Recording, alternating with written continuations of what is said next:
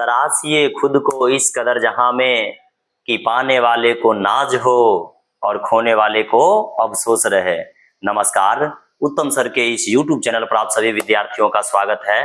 मेरे प्यारे दोस्तों विद्यार्थियों, आज के इस क्लास के माध्यम से हम आप लोगों को भूगोल के बहुत ही सुंदर सुंदर सवालों को आप लोगों के सामने जिक्र करेंगे। अगर आप लोग हमारा इससे पहले वाला वीडियो नहीं देखे हुए हैं तो उसको देख लीजिएगा। इसमें हम आप सभी विद्यार्थियों को भूगोल के लगभग 30 क्वेश्चंस को सॉल्व करने का प्रयास करेंगे और बहुत ही अच्छा सवाल हम आप लोगों को लेकर के आए हैं, जिसमें आप लोग देखेंगे तो इतनी अच्छा सवाल है कि ये सारा सवाल बल्कि कोई एक एग्जाम नहीं, बल्कि आप कोई भी अगर कंपटीशन का तैयारी कर रहे हैं, कोई भी अगर प्रतियोगी परीक्षाओं का तैयारी कर रहे हैं तो इसमें ये बहुत ही ज्यादा उपयोगी साबित होगा। आइए दोस्तों, बिना समय गवाए हुए आप लोगों को आज का जो है क्लास शुरू करते हैं। इसमें बहुत ही सुंदर सुंदर सवाल को हम लोग आप लोगों के सामने लेकर के उपस्थित हुए हैं। आइए बिना समय गवाए हुए, देर किए हुए हम आप लोगों को लेके चलते हैं एकदम सवाल की दुनिया में। आइए देखते हैं कौन कौन सा सवाल है हमारे। चलिए, हमारा सबसे पहला क्वेश्चन है, देखिए 31 से शुरुआत हम किए हैं, तो ये नहीं कहिएगा कि जा सर एक कहाँ गया। तो इससे पहले वाला वीडियो में हम लोग जो है 1 से लेकर के 31 तक पढ़ा दिए हुए हैं। ये जो है संसाधन से जुड़ा हुआ चैप्टर का सवाल है, ये भी आप लोग ध्यान में रखिएगा। तो अगर आप लोग नहीं देखे हुए तो इससे पीछे वाला वीडियो का हम लिंक दे देंगे, वो आप लोग देख लीजिएगा। ठीक है, आइए पहला सवाल को चलते हैं कि भारत का प्रथम सबसे पुराना जो है तेल शोधक कारखाना कहाँ है। बाबू साहब, इस प्रश्न से हमें ये पूछा जा रहा है कि भारत में जो है सबसे पुराना तेल शोधक कारखाना बहुत जगह पर है। अपने लोग बिहार में बरौनी में भी है, आप लोग जानते होंगे। उत्तर प्रदेश में जो है मथुरा में भी, आगरा के आसपास में है ना। लेकिन चूंकि कड़ा है सबसे पुराना तेल शोधक कारखाना, हमें बताइए कि सबसे पुराना तेल शोधक कारखाना कहाँ है। तो सुना सबसे पुराना तेल शोधक कारखाना जो है असम के डिगबोई क्षेत्र में है, असम के डिगबोई जगह पर है। ये आप लोग ध्यान में रखिएगा, ये बहुत ही पुराना जगह है। आप लोग जानते होंगे कि हमारे भारत देश में तेल का जो है कुआं भी सबसे पहले इसी इलाका में नहरकटिया, डिगबोई, डिब्रूगढ़ में ही खोजा गया था। ठीक है, तो ये ध्यान में रखिएगा कि डिगबोई जो है हमारे देश का सबसे प्रथम पुराने तेल शोधक कारखाना के रूप में जाना जाता है। यहाँ पर तेल जो है निकाला जाता है। चलिए आइए दूसरे सवाल की ओर चलते हैं।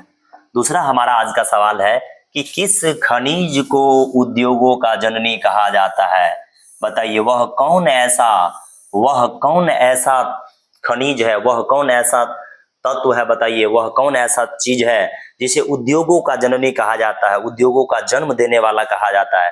बाबू साहब, आप सभी विद्यार्थी जानते होंगे कि एक ऐसा चीज जो हर जगह पर काम आता है, हर जगह पर समझ में आता है कि ये इसका उपयोग होगा ही।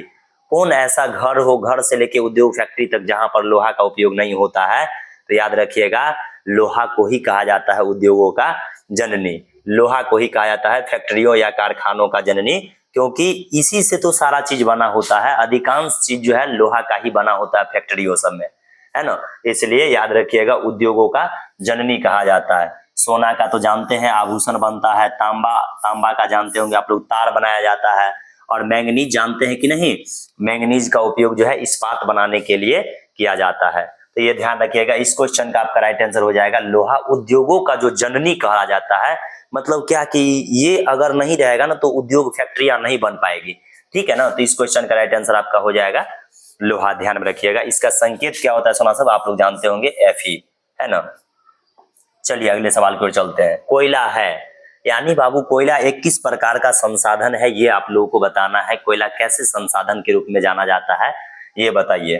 तो कोयला जो होता है बाबू, ये एक प्रकार का अनवीकरणीय संसाधन होता है। बाबू साहब, कोयला जो होता है ये एक प्रकार का आपका अनवीकरणीय संसाधन होता है। यानी इस संसाधन को बाबू साहब हम लोग अगर एक बार समाप्त हो जाएगा तो फिर हम लोग प्राप्त नहीं कर पाएंगे। ठीक है ना, इसको हम लोग फिर प्राप्त नहीं कर पाएंगे, इसीलिए इसे हम लोग अनवीकरणीय संसाधन जो है कहते हैं।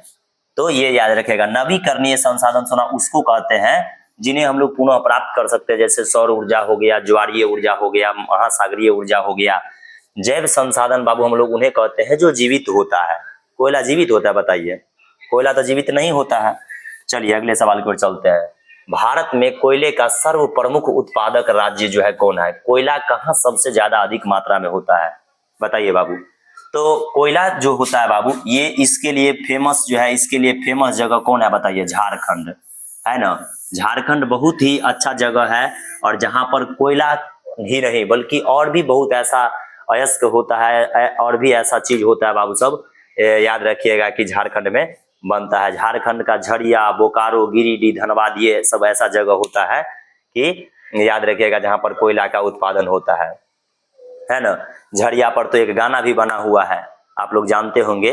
झरिया पर एक गाना बना हुआ है। झारखंड का जो झरिया है ये काफी फेमस है कोयला के लिए, है ना।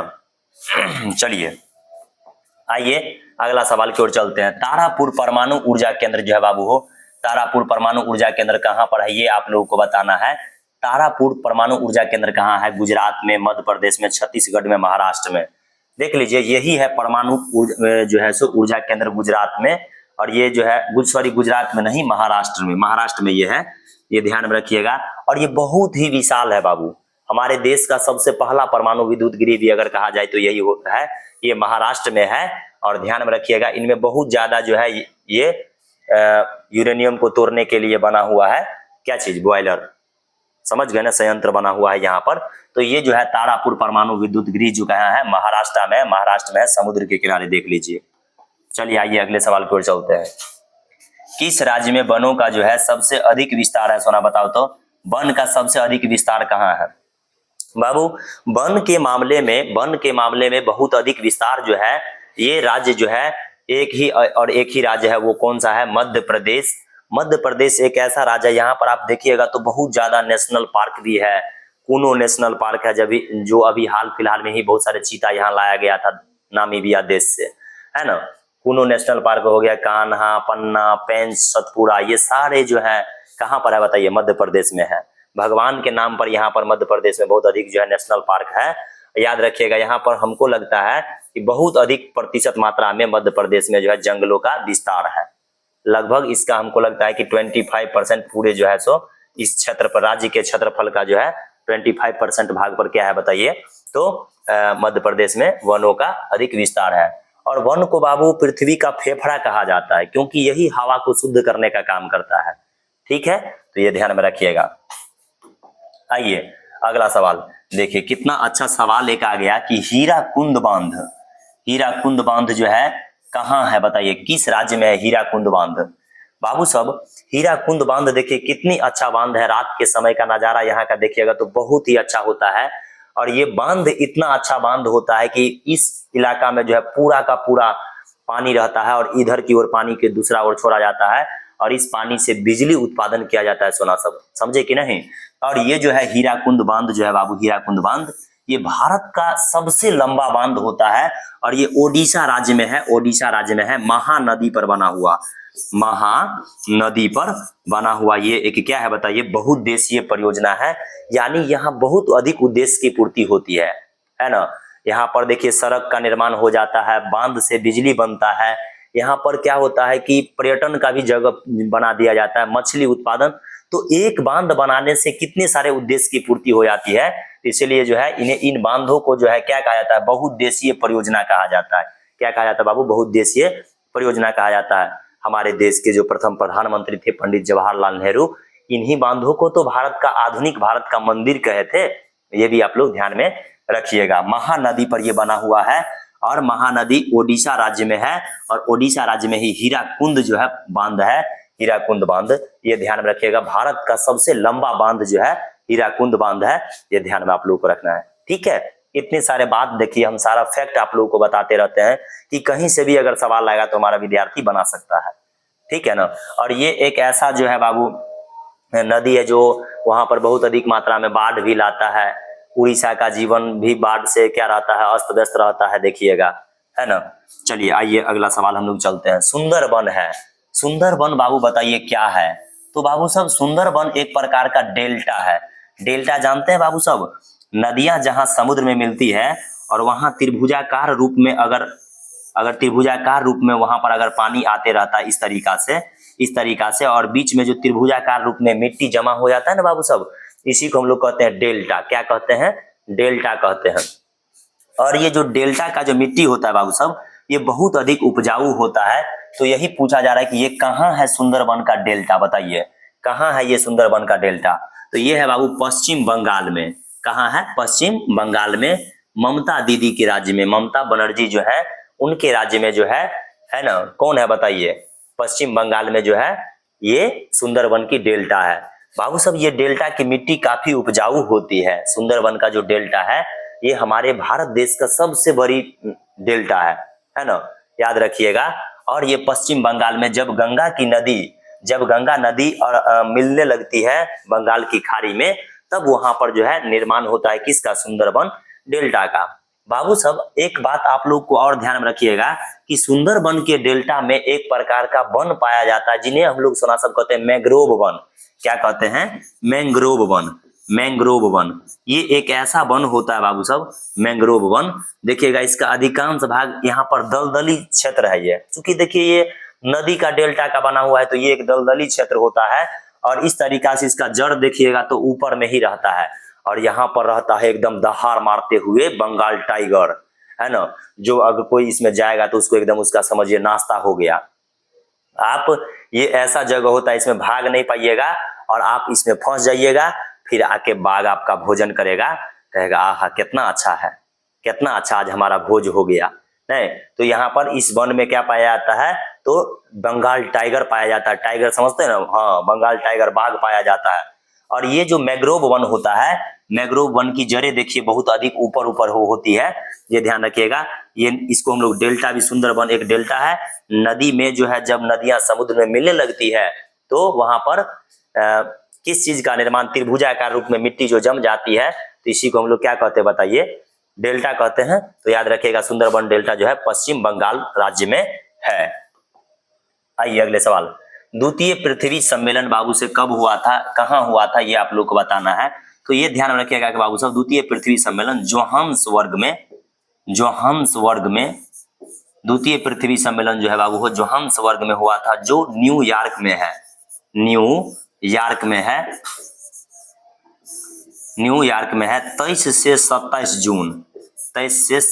जून 1997 ईस्वी में जो है 1997 ईस्वी में ये, चूंकि प्रथम पृथ्वी सम्मेलन में बहुत सारे बात को बच गया था। प्रथम पृथ्वी सम्मेलन आप लोग जानते होंगे कि रियो डी जेनेरियो में हुआ था, और द्वितीय पृथ्वी सम्मेलन जोहान्सबर्ग में हुआ था जो न्यूयॉर्क शहर में स्थित है। ये आप लोग ध्यान में रखिएगा। तो इसका राइट आंसर हो जाएगा आपका न्यूयॉर्क। जोहान्सबर्ग में स्थित है न्यूयॉर्क। और 23 से 27 जून 1997 में हुआ था प्रथम पृथ्वी सम्मेलन जो हुआ था बाबू रियो डी जेनेरियो। आप लोग याद रखिएगा रियो डी जेनेरियो में हुआ था, है ना, रियो डी जेनेरियो में हुआ था प्रथम पृथ्वी सम्मेलन 1992 ईस्वी में हुआ था। कितना में? 1992 में। और 5 साल के बाद जो है फिर 1997 में द्वितीय पृथ्वी सम्मेलन हुआ था। तृतीय पृथ्वी सम्मेलन भी हुआ था, ये भी आप लोग याद कर लीजिएगा। तो पहला आप लोग याद रखिएगा रियो डी जेनेरियो में, और दूसरा जो है न्यूयॉर्क में जोहान्सबर्ग में हुआ था। ठीक है, समझने में कोई दिक्कत? चलिए अगले सवाल की ओर चलते हैं। अगला हमारा सवाल है कि निम्नलिखित खनिजों में कोडरमा जानते हैं बाबू? कोडरमा एक झारखंड का इलाका है, झारखंड का एक जगह है कोडरमा। क्या बताइए? झारखंड का एक जगह है जहां जिसका नाम है कोडरमा। और कोडरमा किससे संबंधित है? आप लोग चित्र देख रहे हैं, ये क्या है? ये जो चित्र है बाबू ये है अभ्रक, जिसको हम लोग कहते हैं माइका। क्या कहते हैं? माइका, MICA, माइका कहा जाता है इसको, सुना? और ये एक ऐसा चीज होता है बाबू, इनका विद्युत रोधी पदार्थ बनाने में उपयोग किया जाता है ना। ये करंट जो है ये एक ऐसा चीज होता है, इनसे करंट नहीं जा पाता है। तो ये ध्यान में रखिएगा। शादी ब्याह में जो बाबू सब चमकी उपयोग किया जाता है, देखिएगा गाल सब में लगा देगा इसे, तो किसका बना रहता है? ये अभ्रक का ही बना होता है। ये ध्यान में आप लोग रखिएगा, याद है। ठीक है, हमारे बिहार इसके उत्पादन में अग्रणी राज्य है, ये ध्यान में रखिएगा। ठीक है, अभ्रक के उत्पादन में। लौह अयस्क बताइए, लोहा का जो अयस्क है बाबू ये क्या है बताइए? लौह अयस्क क्या है बताइए बाबू? तो लौह अयस्क एक प्रकार का अनवीकरणीय संसाधन है। अनवीकरणीय संसाधन का मतलब क्या बाबू? कि इन्हें अगर ये एक बार खत्म हो जाएगा, समाप्त हो जाएगा, तो हम लोग फिर प्राप्त नहीं कर पाएंगे, फिर इनको जो है हम लोग प्राप्त नहीं कर पाएंगे। ये ध्यान में रखिएगा। तो ये हो जाएगा आपका अनवीकरणीय संसाधन। ठीक है, नवीकरणीय का मतलब क्या? कि समाप्त हो जाएगा फिर भी हम लोग प्राप्त कर लेंगे। जैव का मतलब क्या? कि ये जीवित होता है, और मानव घृत का मतलब क्या, ये मानव के द्वारा बनाया जाता है। लौह अयस्क 5 प्रकार के होते हैं, haematite, magnetite, siderite, limonite, iron pyrite. ये सब जो है लोहा का अयस्क है। और लोहा का अयस्क बताइए क्या आदमी बना सकता है? नहीं बना सकता है। तो ये ध्यान में रखिएगा, ये एक प्रकार का अनवीकरणीय संसाधन होते हैं। अगले आइए सवाल में, प्राकृतिक गैस जो है किस खनिज के साथ पाया जाता है? बाबू सोना सब, ये सवाल बहुत ज्यादा मुख्य इंपोर्टेंट है, खास करके जैसे बीपीएससी का परीक्षा हो गया, जो भी एसएसटी या सामाजिक विज्ञान के छात्र होते हैं उनके लिए तो और ही ये ज्यादा इंपोर्टेंट हो जाता है। जो भूगोल के छात्र होते हैं जिन्हें बीपीएससी का एग्जाम देना है उन्हें बहुत खास करके ये उपयोगी होता है, या जीएस रिलेटेड सवाल के ये रूप में आप जो है हमारे क्लास को जोड़ करके देख सकते हैं। प्राकृतिक गैस किस खनिज के साथ पाया जाता है बाबू सब बताइए? प्राकृतिक गैस जो होती है बाबू वो जमीन में पाया जाता है।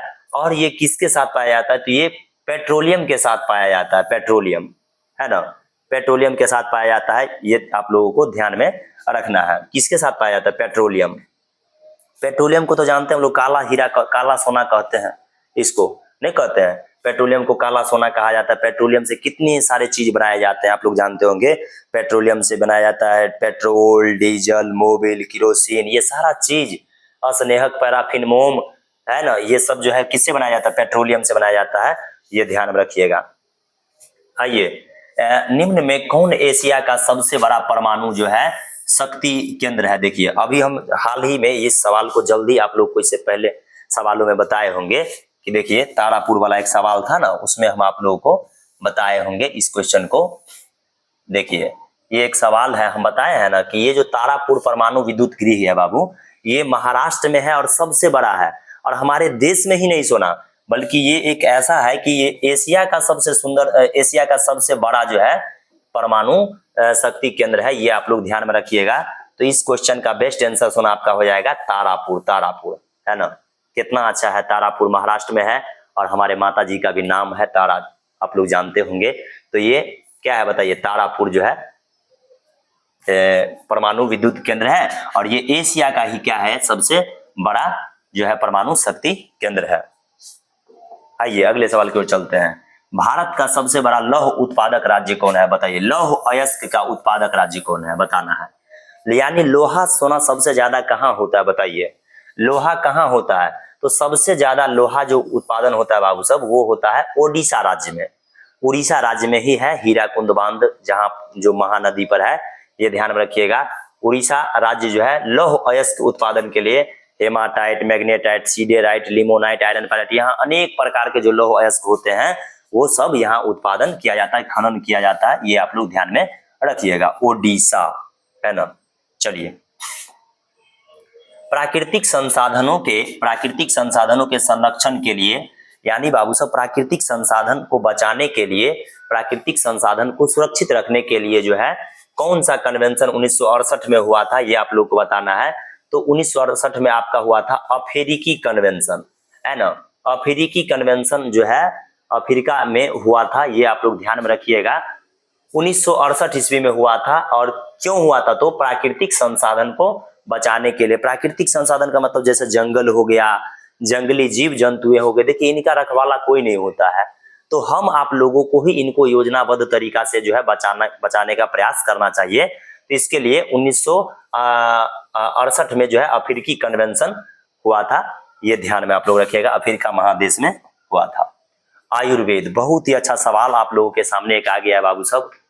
एक ऐसा विद्वान जिन्होंने आयुर्वेद चिकित्सा का जन्म दिया, आयुर्वेद चिकित्सा का जनक कहा जाता है, ये विद्वान को बहुत बहुत धन्यवाद कि आज इन्हीं के कारण जो है आयुर्वेदिक दवा मिल पाता है। और ये कौन है बताइए? तो ये है चरक, ये है चरक। और जानते हैं ये कहीं दूसरे जगह के नहीं थे, हमारे भारत देश के रहने वाले विद्वान थे चरक। ये देखिए इतने ज्यादा अच्छे विद्वान थे कि ये आयुर्वेदिक दवा से जो है हर एक प्रकार के रोगों का इलाज कर दिया करते थे। जड़ी बूटियों के माध्यम से अनेक प्रकार के रोगों का इलाज कर दिया करते थे। आप लोगों को इनसे संबंधित एक हम कहानी सुनाते हैं। एक बार का बात है, ये अपने शिष्यों को शिक्षा दे रहे थे और शिक्षा जब बहुत दिन तक दे दिए, सारे जड़ी बूटियों के बारे में अपने स्टूडेंट को जब बता दिए थे, तो एक बार जो है परीक्षा लिए थे सभी का, और सभी को एक खुरपी दे दिया, कहे कि जाओ तुम लोग इस जंगल में, पहले तो आप लोग जानते हैं कि जंगल में ही पढ़ाई हुआ करता था। ये भेज दिए अपने विद्यार्थी को कि जाओ जंगल में ऐसे चीज को खोज के लेके आओ, है ना, जिसका कोई उपयोग नहीं है। तो बहुत सारे विद्यार्थी था, वो सभी जंगल की ओर अपना अपना चले दी गए। कुछ विद्यार्थी 1 घंटा में, कुछ विद्यार्थी 2 घंटा में, कुछ 2 दिन 4 दिन में कुछ ना कुछ ऐसा घास पात चुन के लाया कि सर इसका उपयोग नहीं होता है। लेकिन एक विद्यार्थी जो है 1 महीना तक नहीं आया, है ना। तो चरक जी पूछे कि अरे भाई एगो विद्यार्थी, सब आप लोग आ गए लेकिन एगो विद्यार्थी अभी तक नहीं आया। 1 महीना के बाद वो लड़का लौट के आता है और कहता है गुरुदेव कि अब मेरे पास कोई भी धरती पर ऐसा चीज नहीं बचा जिसको हम आपके समक्ष लेके आते कि इसका कोई उपयोग नहीं है। यानी इस धरती पर अगर कोई भी पेड़ पौधा है बाबू, तो उनका कुछ ना कुछ उपयोग होता है, तभी भगवान यहाँ पर उन्हें भेजे हैं। चरक जी का ऐसा मानना था। तो सारा विद्यार्थी फेल हो गया था और 1 महीना में जो विद्यार्थी आया था वो विद्यार्थी टॉपर था। तो यही चरक जो है थे विद्वान, है ना। चरक जो है बहुत ही अच्छे विद्वान थे और इन्हें आयुर्वेद का जनक माना जाता है। आयुर्वेद यानी दुनिया में पेड़ पौधा के माध्यम से इलाज करने का काम करते थे। कोई रोग हो जाता था तो पेड़ पौधा से जो है रस डाल के उसका केमिकल, उसका गोंद लगा के या कोई भी चीज उसका बना के, जड़ का पत्ती का उपयोग करके जो है ये इलाज कर दिया करते थे, समझ लीजिए। उस समय में, पुराने समय का ये बात है, वैदिक युग में ये ऐसा काम करते थे, समझ लीजिए। कितने बड़े विद्वान थे। चलिए, तो इस क्वेश्चन का राइट आंसर हो जाएगा आपका चरक हो जाएगा। और पतंजलि के बारे में तो आप लोग जानते होंगे कि ये योग के माध्यम से जो है इस पूरा दुनिया में रोग को भगाने का काम किए थे, है ना। चलिए आइए अगले सवाल की ओर चलते हैं। निम्न में से कौन लौह युक्त खनिज का उदाहरण है, बताइए। लोहा जिसमें पाया जाता है उसको हम लोग लौह युक्त खनिज कहते हैं, है ना। तो आप लोग जानते होंगे बाबू 5 गो लौह युक्त खनिज होता है, हेमाटाइट, मैग्नेटाइट, सीडेराइट, लिमोनाइट और आयरन पाइराइट। तो इस क्वेश्चन का राइट आंसर आपका हो जाएगा मैग्नेटाइट। इन सभी चीजों में बाबू, इन सभी चीजों में जो है लौह युक्त नहीं होता है। ये जो है आप लोग अभड़क जानते हैं, इसमें तो कुछ ये रहबे नहीं करता है लोहा का मात्रा। बॉक्साइट तो एल्युमिनियम है, चूना पत्थर चूना में रहता है, चूना का बना रहता है। ये सब अधात्विक ऑक्साइड भी, ये धात्विक है और मैग्नेटाइट भी धात्विक है, लेकिन इसमें लौह युक्त खनिज है ना। ये ध्यान में रखिएगा, ये एक प्रकार का लौह युक्त खनिज है बाबू सब। और भी 5 गो होता है, 4 गो, ये भी आप लोग ध्यान कर लीजिएगा। सबसे घटिया कोयला कौन होता है? देखिए एक सवाल था कि सबसे अच्छा कोयला कौन होता है बाबू, तो सबसे अच्छा कोयला आपका होता है एंथ्रासाइट। लेकिन सबसे घटिया कोयला अगर कहा जाए, जिसको जलाने पर बहुत अधिक मात्रा में क्या होगा कि धुआं निकलता होगा, कम मात्रा में ऊर्जा उत्पन्न होगा, उसको हम लोग घटिया कोयला कहते हैं। और चारों प्रकार का कोयला का 4 प्रकार होता है, चारों प्रकार का नाम लिखा हुआ है। इस क्वेश्चन का राइट आंसर हो जाएगा आपका पीट। पीट याद रख लीजिएगा कि सबसे घटिया किस्म का ये कोयला होता है। सबसे उत्तम किस्म का कोयला कौन होता है, तो ये होता है एंथ्रासाइट। और सबसे घटिया किस्म का जो कोयला होता है सुना सब, ये कौन होते हैं? पीट होता है, ये याद रखिएगा। आइए, भारत में सबसे लंबा बांध कौन है? देखिए इस सवाल का तो जिक्र अभी हम जस्ट ही किए होंगे कि भारत का जो सबसे लंबा बांध होता है बाबू, भारत का जो सबसे लंबा बांध है, देखिए हम यहाँ पर आप लोग को इनका चित्र भी दिए हुए हैं इस सवाल में। देखिए ये है हीराकुंड बांध। हीराकुंड बांध ये भारत का सबसे लंबा बांध है बाबू, जो ओडिशा राज्य में है, महानदी पर बना हुआ है। इस क्वेश्चन का आपका क्या आंसर हो जाएगा, बताइए। भारत का सबसे लंबा बांध कौन है, बताइए। तो भारत का सबसे लंबा बांध कौन है, बताइए। भारत का बाबू सबसे लंबा बांध अगर आप गौर कीजिएगा तो ये है आपका हीराकुंड बांध, जो ओडिशा राज्य में है। और हीराकुंड बांध महानदी पर बना हुआ है बाबू सब। किस नदी पर? महानदी पर। महानदी पर। भाखड़ा नंगल बांध सबसे ऊंचा गुरुत्वीय बांध के रूप में आ जाता है, ये याद रखिएगा। रिहंद बांध जो है रिहंद नदी पर बना हुआ है। नरौरा कहाँ है? उत्तर प्रदेश में है, ये भी आप लोग ध्यान में रखिएगा। चलिए अगला सवाल है, गोविंद सागर कृत्रिम जलाशय। देखिए कितना अच्छा, गोविंद सागर कृत्रिम जलाशय बाबू, यानी मानव के द्वारा जो बनाया जाता है उसको हम लोग कहते हैं कृत्रिम, बनावटी। गोविंद सागर झील जो है कहाँ है जलाशय, बताइए। रिहंद बांध से जुड़ा हुआ है, हीराकुंड बांध से जुड़ा हुआ है, भाखड़ा नंगल से जुड़ा हुआ है कि नरौरा से जुड़ा हुआ है, किससे जुड़ा हुआ है? इन चारों में बताना है आप लोगों को। तो बाबू सब देखिए, आप ध्यान से देखिएगा तो गोविंद सागर जो झील है, ये जो बनाया गया है, ये है भाखड़ा नांगल परियोजना पर बना हुआ, हिमाचल प्रदेश राज्य में जो है सतलज नदी पर। किस नदी पर? सतलज नदी पर। सतलुज नदी पर बना हुआ है, सतलज नदी पर बना हुआ है। जब भाखड़ा नांगल बांध का निर्माण किया जा रहा था बाबू, तो उसी से जो है गोविंद सागर कृत्रिम जलाशय का निर्माण हो गया। यानी देखिए, जब बांध बनाया जाता है ना तो एक तरफ बहुत अधिक मात्रा में पानी लग जाता है ना, तो वो आदमी के ये बनाया गया भाई, तो आदमी के द्वारा ही ना बनाया गया। तो ये गोविंद सागर कृत्रिम जलाशय जो है भाखड़ा नांगल परियोजना से जो है भाखड़ा नांगल बांध से जुड़ा हुआ है, ये आप लोग ध्यान में रखिएगा। भाखड़ा नांगल परियोजना देख रहे हैं कितना विशाल है बाबू, है ना। ये सतलज नदी पर बना हुआ है, हिमाचल प्रदेश राज्य में है, ये आप लोग ध्यान में रखिएगा। इन्हीं को बहुउद्देशीय परियोजना भी कहा जाता है। इन सारे चीज से बहुत अधिक उद्देश्य की जो है पूर्ति हो जाता है। ठीक है, चलिए अगले सवाल की ओर चलते हैं। आइए, गिर राष्ट्रीय उद्यान। गिर राष्ट्रीय उद्यान जो है बाबू कहाँ है? देखिए, ये सवाल इतना आसान है कि गिर यानी गौ से शुरू होता है और इसका आंसर भी जो है गौए से शुरू होता है। तो इस क्वेश्चन का राइट आंसर आपका हो जाएगा गुजरात। गिर राष्ट्रीय उद्यान, गिर पर्वत, ये सारा चीज अगर आप लोगों से कभी पूछा जाता है कहाँ है, तो कह दीजिएगा कि ये गुजरात में है। और जानते हैं बाबू, गिर राष्ट्रीय उद्यान जो है ये किस चीज के लिए फेमस है? तो देखिए, ये एशियाई शेर के लिए। अरे बाप रे बाप, ये शेर बाबू बड़ा जंगल का राजा ही कहलाता अपने आप के, है ना। ये जंगल का राजा है। ये जंगल का राजा इसको इसलिए कहा जाता है क्योंकि इसके सामने कोई भी जीव बाबू टिक नहीं पाता है।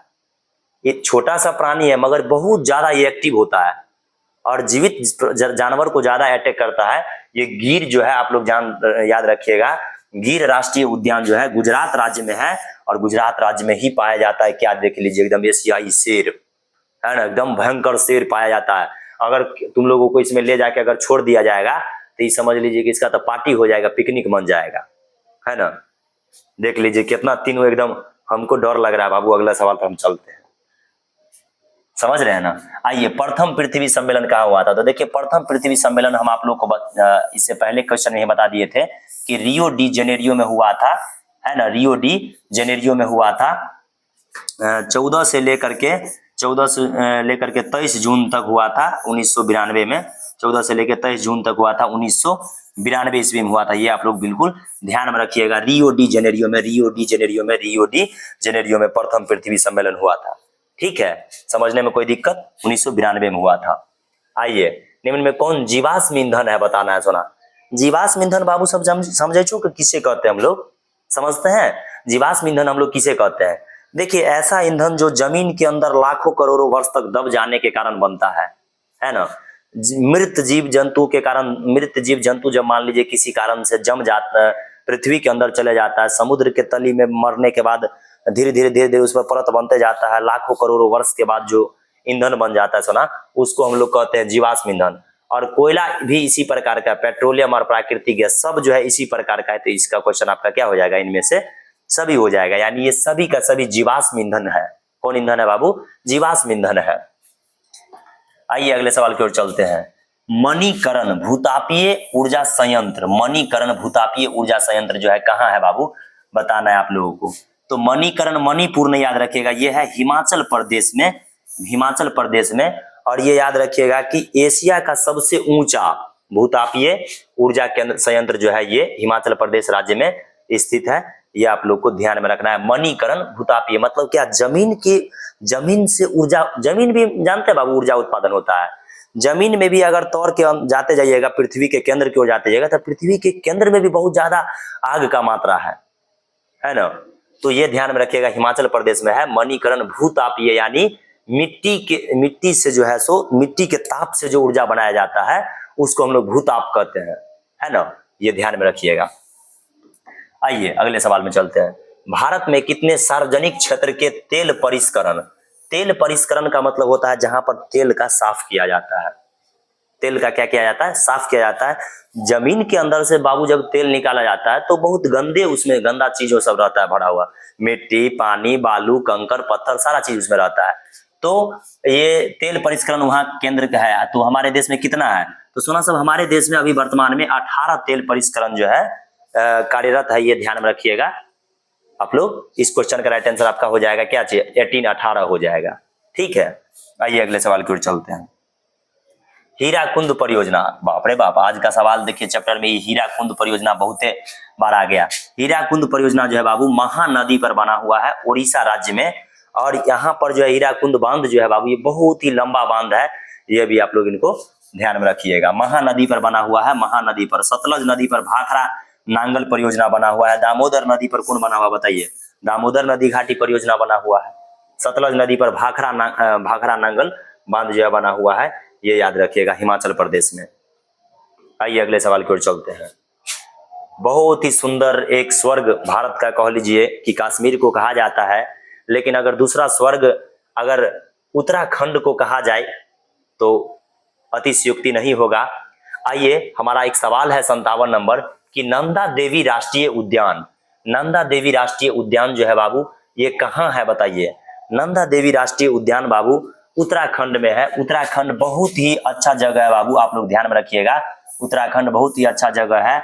ये पहाड़ों के गोद में बसा हुआ राज्य है, पहाड़ों के गोद में बसा हुआ राज्य है। और यहाँ पर आप देखिएगा तो बहुत ही यहाँ के लोग बहुत सुंदर होते हैं। और यहाँ पर देखिएगा तो इनका जो दृश्य होता है, पहाड़ से घिरा हुआ दृश्य इतना मनमोहक होता है जिसका जवाब ही क्या है ना? तो उत्तराखंड इस क्वेश्चन का राइट आंसर हो जाएगा नंदा देवी। नंदा देवी, यहाँ फूलों की घाटी है इस राष्ट्रीय उद्यान में, है ना? उसके बाद आप लोग देखिएगा तो नंदा देवी पर्वत भी एक है। नंदा देवी पर्वत के ही पर्वत में ही ये उद्यान बना हुआ है, तो इसलिए राष्ट्रीय उद्यान इसको कहा जाता है। नंदा देवी उत्तराखंड में है, ये आप लोग ध्यान में रखिएगा। ठीक है, उत्तराखंड में ही बहुत सारा चीज और भी है। उत्तराखंड में नंदा देवी है। नंदा देवी के बाद यहाँ पर देखिएगा तो आपका यूपीएससी जो होता है बाबू सब, यूपीएससी का जो है ट्रेनिंग भी यहीं पर दिया जाता है। कहाँ पर बताइए? उत्तराखंड में ही जो है सो दिया जाता है। यूपीएससी का जो बंदा सब पास होके जाता है, लड़का सब लड़की सब पास होके जाता है, तो उत्तराखंड में ही ट्रेनिंग दिया जाता है। लवासना यहीं पर है, यूपीएससी जो पास करके जाते हैं। आइए, बहुत ही एक अच्छा सवाल आया आप लोगों के सामने कि चिपको आंदोलन। देखिए, चिपको आंदोलन कहा जाए तो ये पेड़ पौधा को बचाने के लिए चलाया जाने वाला एक बहुत ही अच्छा उदाहरण है कि पेड़ पौधा कहा गया है कि एक जो पेड़ होता है ना, वो 100 पुत्र के समान होता है। कितने पुत्र के? 100 पुत्र के समान होता है। तो इनके प्रवर्तक कौन थे, माने चालू करने वाला कौन थे? ये देख लीजिए, एक बहुत ही अच्छा पर्यावरणविद, बहुत ही अच्छा व्यक्ति जो कौन है तो आप लोग जानते होंगे, ये सुंदरलाल बहुगुणा जी है। सुंदरलाल बहुगुणा, सुंदरलाल बहुगुणा के ही नेतृत्व में जो है चिपको आंदोलन शुरू किया गया था। कहां पर? तो ये भी जो है उत्तराखंड राज्य में ही, ध्यान में रखिएगा, उत्तराखंड राज्य में ही जो है ये चिपको आंदोलन का शुरुआत किया गया था। जिनके प्रवर्तक थे कौन बताइए? चिपको आंदोलन के जो प्रवर्तक थे वो थे सुंदरलाल बहुगुणा। सुंदरलाल बहुगुणा उत्तराखंड राज्य में जो है ये स्टार्ट किया गया था पेड़ पौधा को बचाने के लिए। ठीक है, इनको ध्यान में आप लोग रखिएगा। आइए अगले सवाल की ओर चलते हैं।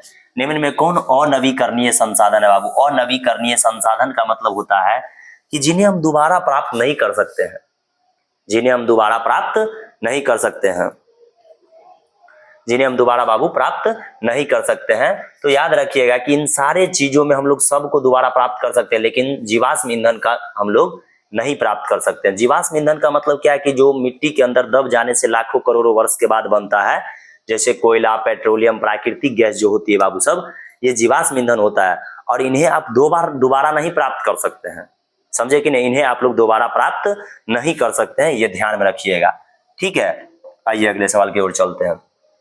ये सवाल आज के क्लास का हमारा लगभग लास्ट सवाल है। आप लोग 30 क्वेश्चन इस सवाल चैप्टर में पढ़े हैं। आइए देखते हैं क्या है। भारत में प्रथम जल विद्युत संयंत्र की स्थापना कहाँ गया था? देखिए, जल विद्युत यानी पानी से बाबू सब करंट जो बनाया जाता है, पानी से जो करंट बनाने के जो है सबसे पहले कहाँ शुरुआत किया गया था? शिलोंग में, शिव समुद्रम में, दार्जिलिंग में, अगरतला में, कहां पर किया गया था बताइए? तो इस क्वेश्चन का राइट आंसर आपका हो जाएगा कि भारत में प्रथम जल विद्युत संयंत्र का स्थापना कहां किया गया था? तो दार्जिलिंग में किया गया था। दार्जिलिंग में किया गया था। दार्जिलिंग कहाँ है बताइए बाबू आप लोग? दार्जिलिंग जो है कहां पर है? ये है पश्चिम बंगाल में। ये आप लोग बिल्कुल ध्यान में रखिएगा। कहाँ है? पश्चिम बंगाल में दार्जिलिंग एक जगह है जहां पर क्या जल विद्युत जो है सो शुरू किया गया था। तो आशा करते हैं कि आज का क्लास आप लोगों को बहुत ही अच्छा लगा होगा। अगर हमारा क्लास आप लोगों को अच्छा लगता है तो इसे लाइक, शेयर, सब्सक्राइब करना ना भूलें हमारे चैनल को। आप सभी विद्यार्थी ही हम लोगों का, देखिए स्टूडेंट ही क्या होते हैं, हम लोगों के आगे बढ़ाने वाले होते हैं। और आप भी आगे बढ़िएगा। ये सारा सवाल इतने अच्छे तरीका से हम आप लोगों को बताने का प्रयास करते हैं कि कोई दिक्कत ना हो। नमस्कार, इजाजत दीजिए, फिर हम लोग जल्द ही आप लोगों से आते हैं और बहुत ही सुंदर सुंदर सवालों को लेकर के उपस्थित होंगे। धन्यवाद।